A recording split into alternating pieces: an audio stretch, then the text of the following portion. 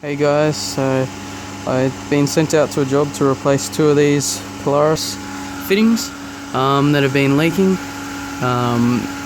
One of which had actually snapped internally, so it was just the thread inside. I've tried a few different ways of trying to get it out. If there's enough there that you can try and tap it out with a screwdriver and a hammer, you can do it that way usually. But because this one's actually quite tight in here, as you can see, there's not too much space to move around in there.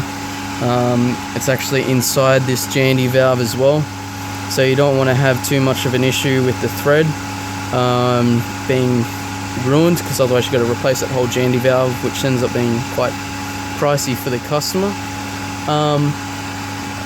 One thing Tim suggested was to stick a 10-cent piece in there by grooving it out and trying to do it. I did that, except I ended up bending the 10-cent piece, so that didn't quite work. So the next option was to cut out a tiny bit of this thread instead. So get a bit of a hacksaw blade, cut it at 2 points to try and make it brittle, which it already was, and then break that little bit out and then turn it all out, which worked.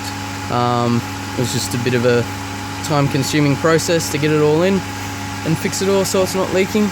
Only issue I've got now is this hose here is actually too short, so I've got to come back with a new tiny bit of that hose that's a little bit longer, and that way it doesn't leak anymore, so then the new owners can move in and have a hassle-free move.